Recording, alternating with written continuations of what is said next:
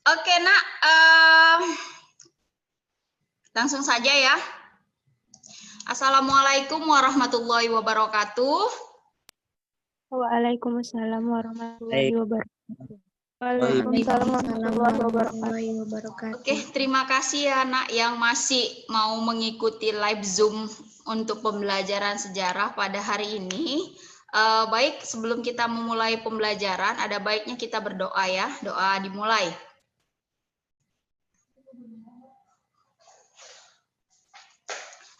Doa selesai. Nah, untuk materi pada hari ini ya, mungkin ada banyak guru ya, untuk materi pada minggu ini adalah materi-materi review.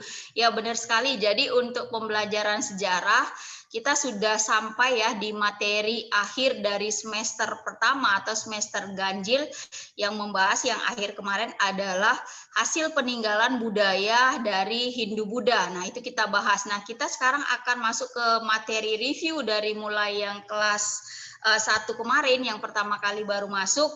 Dan insya Allah minggu depan kalau misalnya masih ada live Zoom juga, kita akan masih terus membahas tentang review materi yang ada di semester ganjil ini. Baik, langsung saja ya akan saya review materi. Nah, ini sudah nampak ya untuk PPT yang saya share. Sudah ya, Nak? Sudah. Jadi untuk materi yang pertama di semester ganjil ini itu adalah membahas tentang pengertian sejarah dan prasejarah atau praaksara. Kemudian nanti kita akan membahas tentang istilah sinkronik dan diakronik. Nah, istilah sinkronik dan diakronik itu nanti lebih mengacu kepada hal-hal yang ini ya, hal-hal yang akan disebutkan. Nah, perlu kalian ingat nanti untuk materi sinkronik dan diakronik itu nanti cukup banyak ya pada ujian semester kita. Jadi saya kasih memang kisi-kisinya untuk yang saat ini. Kalian lebih banyak nanti membahas tentang pengertian dari sinkronik dan diakronik.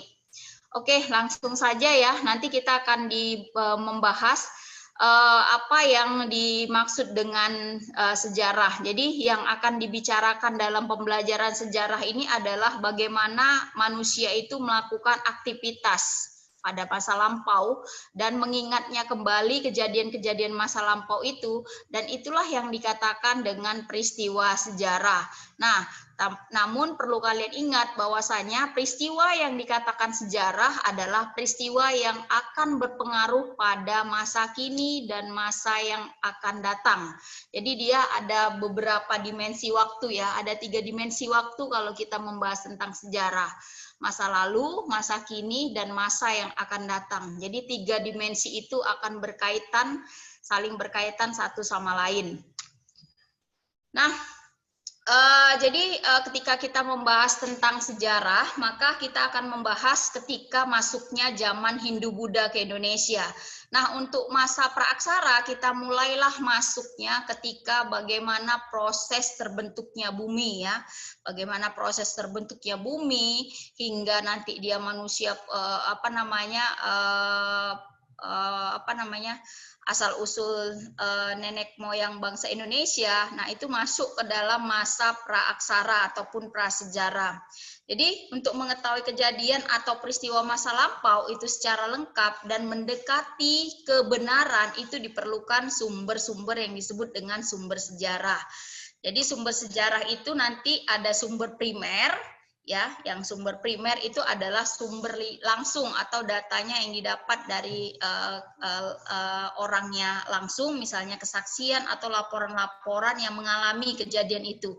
Itu yang disebut dengan sejarah primer. Kemudian nanti akan dibagi lagi, satu lagi adalah sejarah yang bersifat sekunder, yaitu laporan yang berupa tulisan-tulisan. Artinya orang yang tidak terkait di dalam sejarah itu, tetapi dia punya catatan-catatan khusus terhadap peristiwa sejarah dan menuliskan ya peristiwa tersebut, itu masuk ke dalam data yang disebut dengan sekunder. Nah, jadi nanti dilihat dari wujudnya, sumber sejarah itu dapat dibagi-bagi lagi. Sumber lisan seperti yang saya katakan ini, seperti yang saya bicarakan, itu merupakan salah satu yang disebut dengan sumber lisan. Kemudian sumber tertulis seperti prasasti itu masuk ke dalam sumber tertulis. Kemudian sumber benda. Nah, sumber benda itu seperti apa yang bisa kita lihat? Sumber bendanya itu ada bendanya. Kalau nanti masuk di kerajaan Islam, maka yang sumber benda yang dimaksudkan itu misalnya makam, ya kan? Nah, itu bisa termasuk ke dalam sumber benda. Tapi kalau di zaman Hindu-Buddha kita bisa lihat candi-candi atau bahkan prasasti itu juga masuk ke dalam sumber benda selain dia juga nanti masuk ke dalam sumber tulisan ketika melihat tulisan-tulisannya di dalam prasasti tersebut. Namun umumnya sumber tertulis ini dia seperti rujukan terhadap prasasti, dokumen, babat, naskah-naskah. Nah, seperti itu dia. Nah, jadi mengacu tentang peristiwa prasejarah tadi sudah saya jelasin ya, bahwasanya prasejarah itu adalah dimulai ketika manusia itu ya diperkirakan hidup dan kemudian nanti sampai dia mempunyai satu peradaban. Nah, sampai mempunyai satu peradaban titik kemudian masuk peradaban baru yaitu masuknya Hindu-Buddha, dia masuk ke dalam zaman praaksara. Nah, kita akan membahas dulu ya tentang zaman praaksara ya. Jadi zaman praaksara itu mulailah ditemukannya fosil-fosil.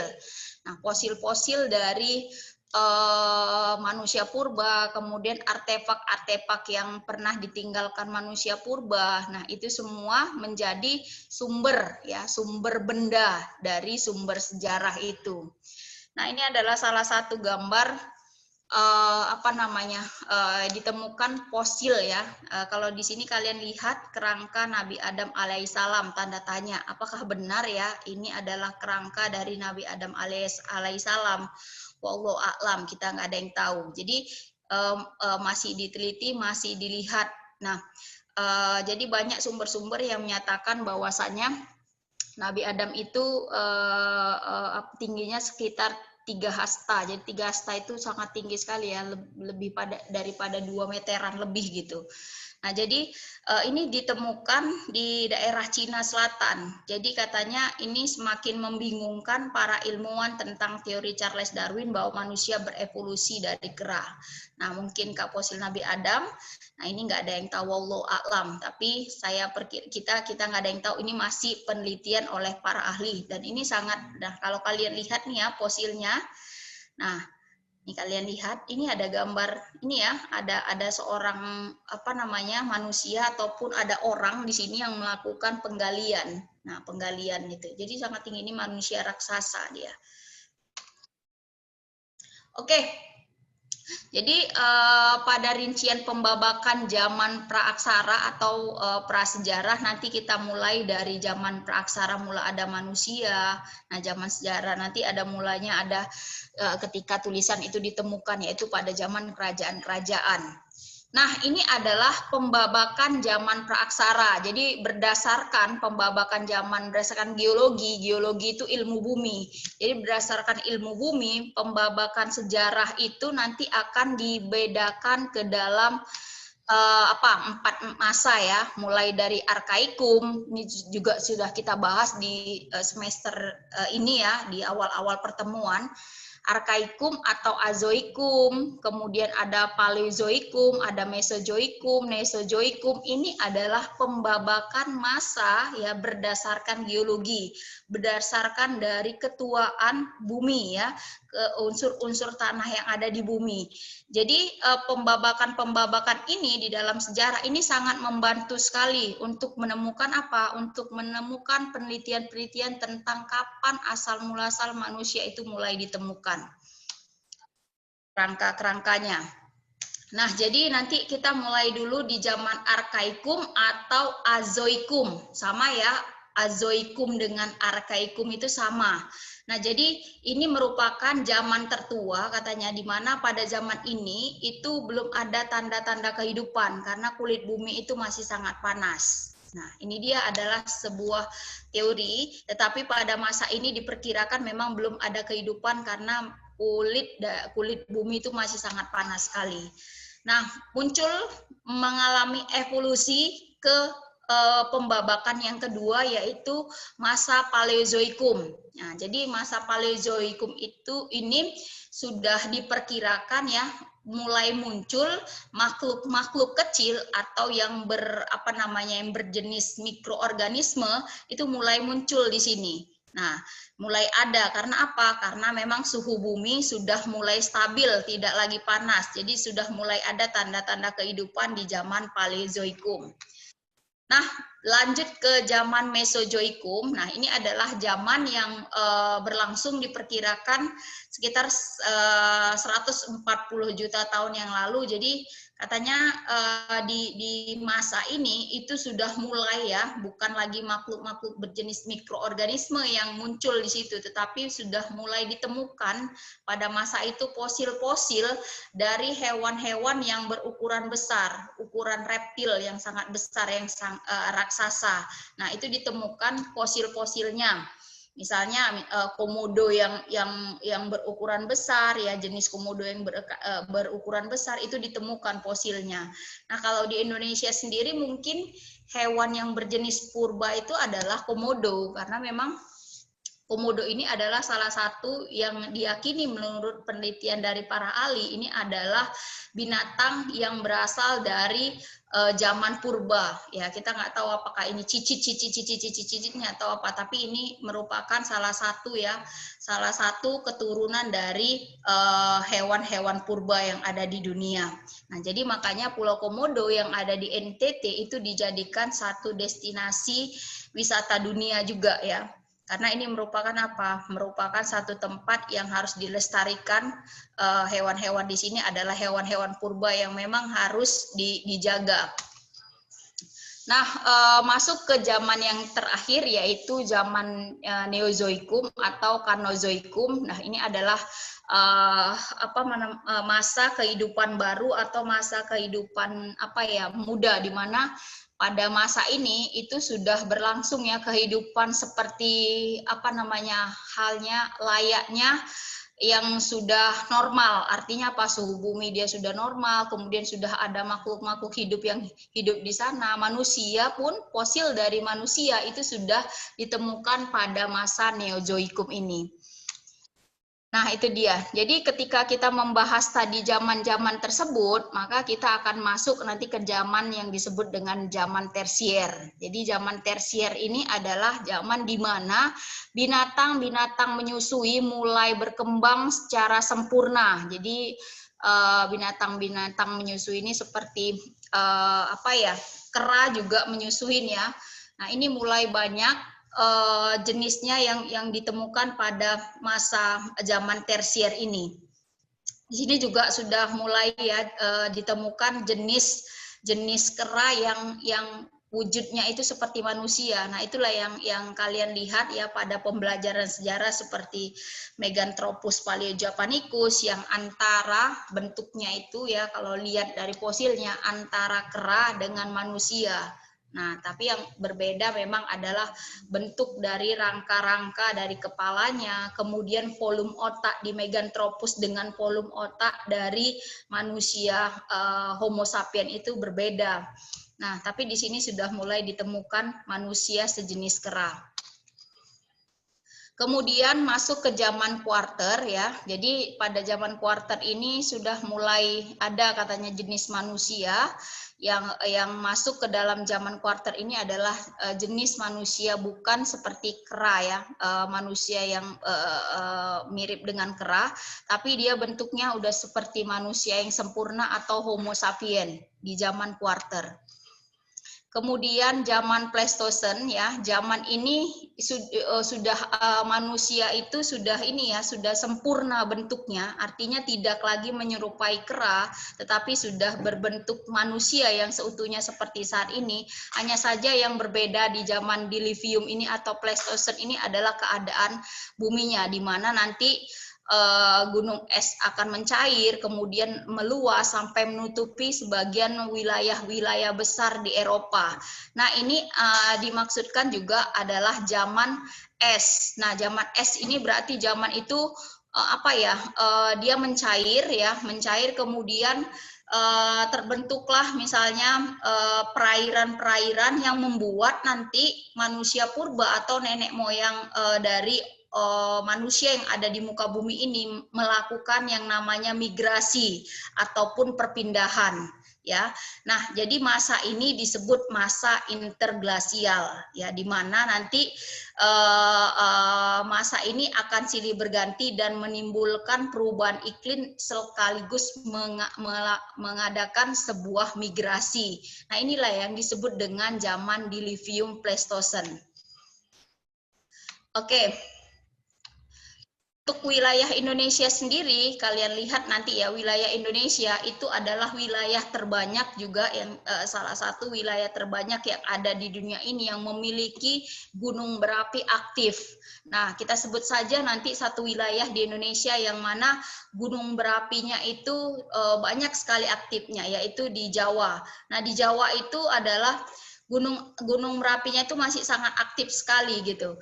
Nah, makanya nanti memang banyak ya fosil-fosil dari manusia purba atau manusia yang hidup pada saat itu ketika terjadinya bencana alam seperti gunung meletus atau apa. Nah, tubuhnya itu tertimpa, dia jadinya menjadi fosil. Ada yang menjadi fosil. Itulah yang dijadikan ya penelitian oleh para peneliti-peneliti. Nah, itu dia.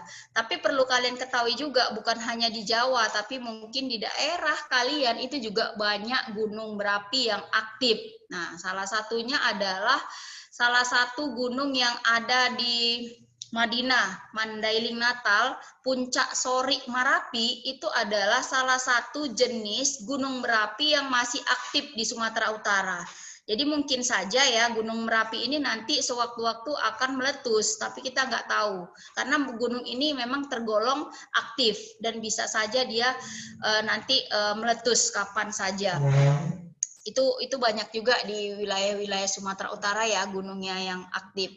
Nah, salah satunya adalah Gunung Sinabung yang sekarang ini selalu erupsi. Nah, kemudian ketika kita membahas tentang paparan Sunda, ya paparan Sunda atau Sunda Plate, nah di sini kita akan masuk kepada kawasan wilayah Sumatera, Jawa, Kalimantan. Nah, dulunya wilayah Sumatera dan Jawa itu merupakan satu kesatuan, ya satu kesatuan artinya pulau ini bersatu. Sebelum adanya sebuah tragedi ataupun sebuah peristiwa yang besar yaitu meletusnya Gunung Krakatau di zaman purba. Sehingga karena meletusnya Gunung Krakatau pada masa purba tersebut ini memisahkan antara Pulau Jawa dan Pulau Sumatera. Jadilah nanti di tengah-tengahnya pemisah itu adalah Selat Sunda. Nah itu dia. Jadi Gunung Krakatau itu sudah 2 kali ya meletus ya. Pada di saat masa purba, kemudian satu lagi di saat masa kolonial sekitar tahun 1880-an gitu, 88 gitu. Nah, jadi nanti meletusnya Gunung Krakatau yang saya sebutkan tadi itu akan memisahkan Sumatera dan Jawa jadi terpisah oleh Selat Sunda. Nah, itu merupakan salah satu ya proses bagaimana manusia yang hidup pada masa itu melakukan migrasi, nanti muncullah yang namanya nenek-nenek moyang dari bangsa Indonesia, di mana apa? Di mana satu kesatuan wilayah yang ada di Indonesia itu menjadi satu kesatuan dan satu nenek moyang.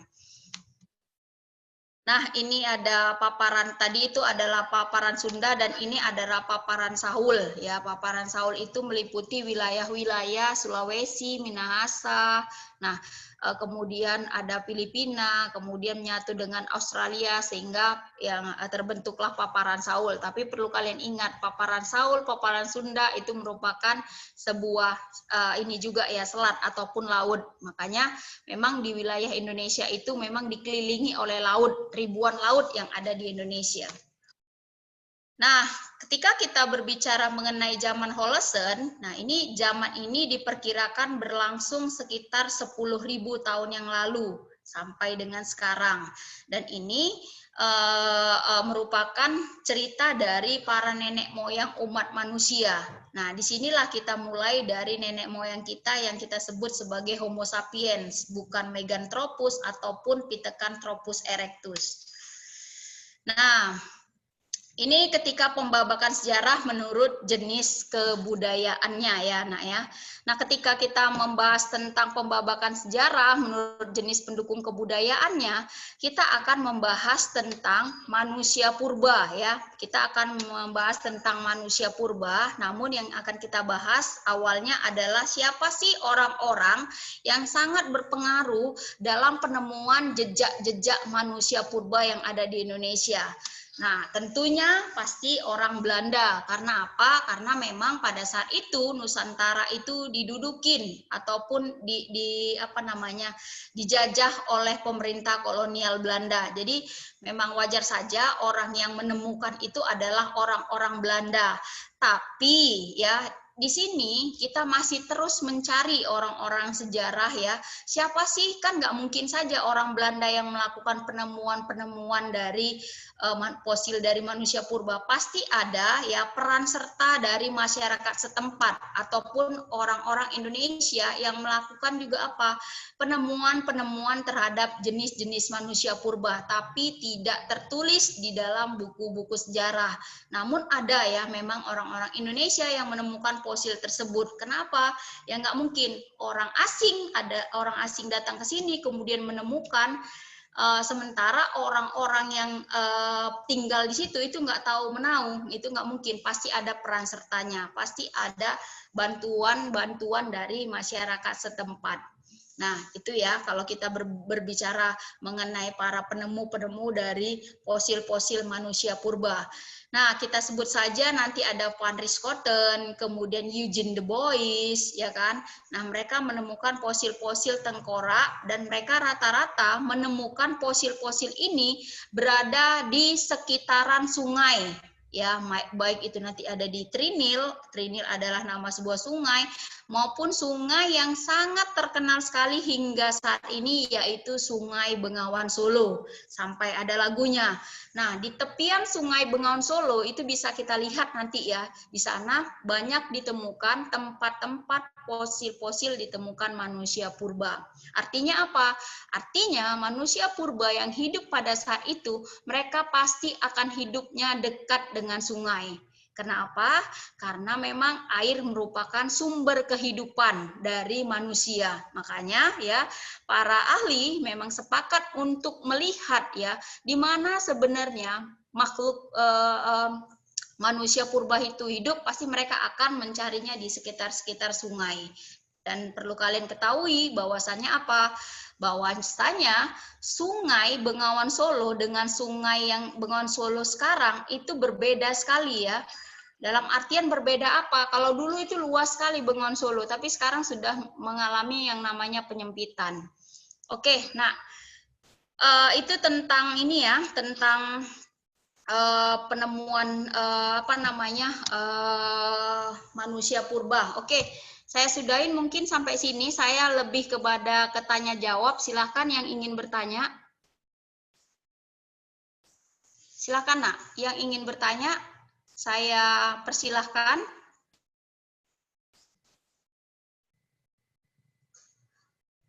Ayo, ada yang mau bertanya tentang materi ini Nak? Di sini saya katanya disuruh nyanyi. Nyanyilah Bu, lagu Bengawan Solo. Katanya mau nyanyi. Katanya. Oke, bukan saya nyanyi. Yang siswa dulu. Siapa nih yang mau nyanyi? Saya mau lihat dulu nih berapa orang sini. Udah hilang semuanya. Diva masih dengar suara saya? Diva? Halo Diva? Ya, Mem. Iya, siap-siap Trisha ya. Diva, kamu tahu lagu Bengawan Solo? Tahu, Mem. Tahu, silakan kamu nyanyikan sedikit saja. Tahu, Mem. Hah? Nggak tahu. Kamu generasi alay berarti. Kalau nggak tahu. Trisha. Nggak tahu. Trisha, silakan Trisha. Trisha, kamu dengar suara saya? Oh, lagi nyuci piring kali ini. Terus Iya, siapa Mem. nih? Oh, bagus. Trisha, kamu tahu lagu Bengawan Solo? Kalau bilang nggak tahu, nanti saya suruh nyanyi. Tahu Trisha? Ini siapa yang penyanyi nih di kelas 10 ini ya? Nggak mungkin Pak Ardi atau Bu Rani saya suruh nyanyi. Belum ketahuan belum ya. Adel dengar suara saya, Adel? Dengar, Mem. Kamu tahu nak lagu Bengawan Solo? Tahu, Mem. Tahu. Coba nyanyikan sedikit, nak.